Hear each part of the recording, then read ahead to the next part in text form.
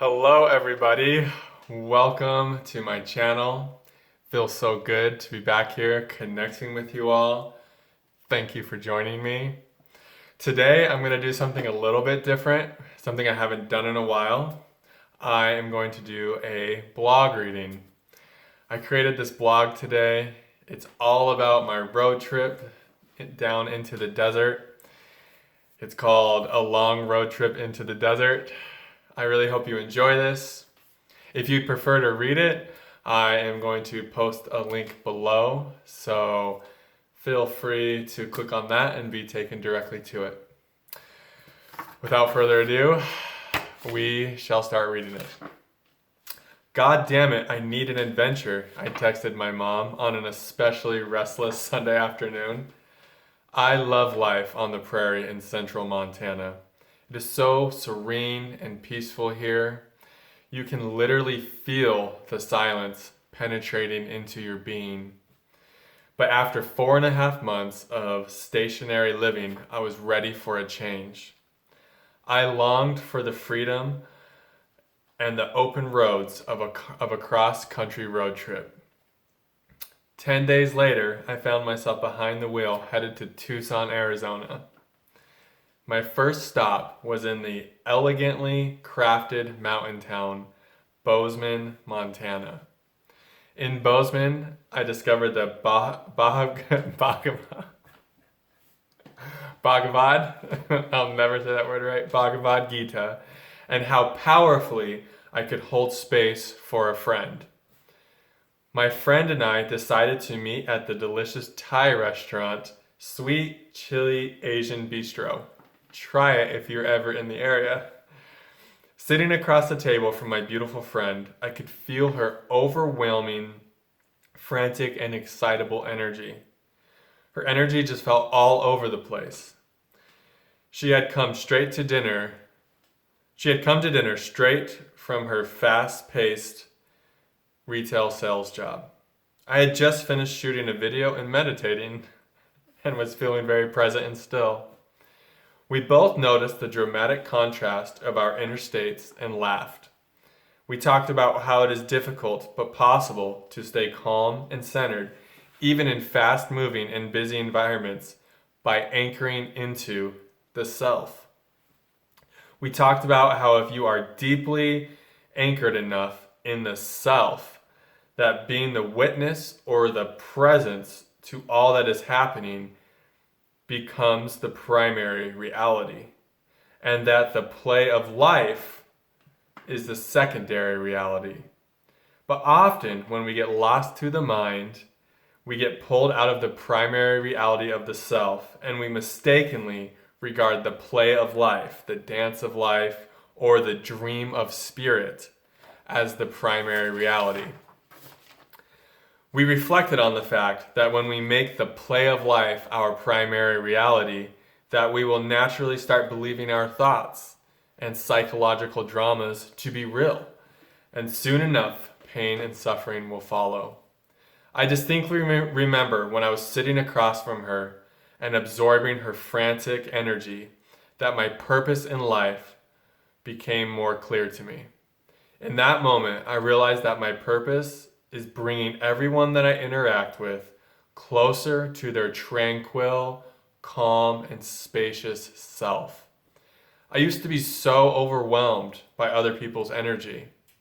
But in Bozeman, I found myself effortlessly absorbing my friend's strong energies and guiding her to stillness and peace. Beyond our lovely conversation and the realizations that we came to, I will mostly just remember my friend's infectious smile and high-spirited presence. My body woke me at 5 a.m. the next morning, eager to get back on the road. I headed straight for one of my favorite places, Provo, Utah. I feel so warm and supported in Provo, Utah. Provo is located at the base of the Wasatch. Wow, never said this word. Wasatch Mountains, just south of Salt Lake City. In the town, you will find a tranquil pace of life and lots of happy people and smiling faces. Provo has this innate spaciousness and welcoming vibration. Even if I'm just driving through the town, I feel this pleasant silence come over me, and I feel like I'm home. I shot one of my more soothing videos in the mountains that rest next to the city. If I had to guess, I would say that a lot of genuine and heartfelt prayer takes place in Provo. Connection to the self feels so effortless there. Being in a place where there is a lot of heartfelt intention to bring about a closer personal relationship to God really created an ideal energetic environment for me to open up to and allow grace to flood into my being. Part of me wishes I would have just listened to the uneasiness in my gut the next day as I was leaving and just stayed in Utah. But then I wouldn't have encountered all the lessons that were to come. The next day I made my way to mystical Rimrock, Arizona. Ah, the mystical and sacred grounds of northern Arizona. The drive from Provo to Rimrock was sublime. The vast canyons and stunning scenery as I traveled south reminded me that anything is possible on this magnificent planet. Rimrock is located 22 miles from the well-known spiritual hub, Sedona, Arizona. And suffice it to say, the mystical vibrations carry all the way to Rimrock. I thoroughly enjoyed my Airbnb in a beautiful log cabin, and as a bonus, I had a great conversation about dealing with disappointment with my host. After a delicious and hearty breakfast at a local diner, I was on my way to Tucson, Arizona. Traffic, confusion, and frustration encapsulate my time in southern Arizona. I don't put any of this on southern Arizona, mind you. For whatever reason, when I got into Tucson, I started relying on my mind rather than my intuition and heart.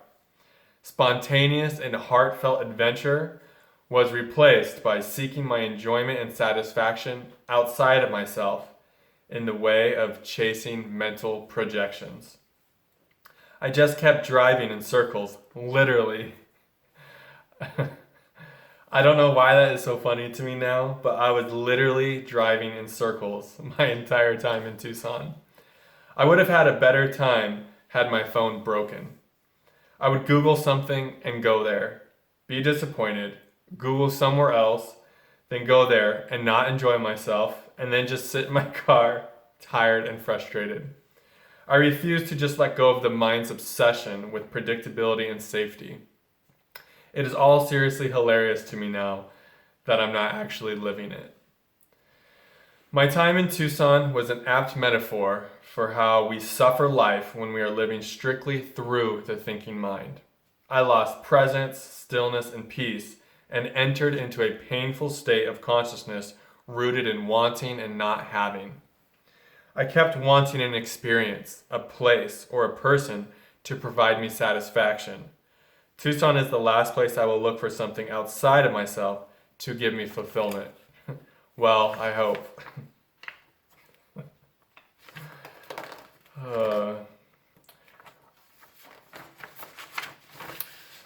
I decided to leave a night early and go back to where it all started 32 years earlier, Kingman, Arizona. I spent my first 17 years in Kingman. Kingman is a smallish town of 35,000 people, located on the historic Route 66. If you talk to passerbys and tourists, they will probably tell you there isn't much to the small highway town. However, that wasn't the case for me while spending the day there 15 years after leaving. The town was brimming with feelings of nostalgia and timelessness. My being was pervaded with memories and thoughts of old friends, lovers, and enemies. Driving through the town, I observed how much things had changed, how much the town had changed, and how much I had changed. But in a deeper sense, I could feel how the underlying fabric of everything had remained unchanged. And how this underlying and unchanging force that everything is happening in, that everything is evolving and changing in, is the very self that my friend and I had talked about at length in Bozeman, Montana. I realized on a deeper level how the self is found in all things and all places all the time. The self is timeless, infinite, and eternal, never born and never dying. I simultaneously felt that this town and my time spent there were from another life, and that this other life was still in me. The high school jock, the street racing daredevil, the young womanizer, and confused egomaniac teenager were all still me. And the more awakened and conscious I was present in that egomaniac teenager. The awakened aspects of me were always there inside of me. They were just going undiscovered. Even with all of my ongoing evolution and growth, there are parts of me that were born into existence in this town. And these parts will remain with me forever. When we go through a spiritual awakening, we feel reborn. As I was driving by all of the old houses I used to live in, I couldn't believe how simple it all felt. I was seeing the houses through the same eyes as when I was a child growing up in them, realizing that I am the same self, no matter how much more awake to this self that I have become.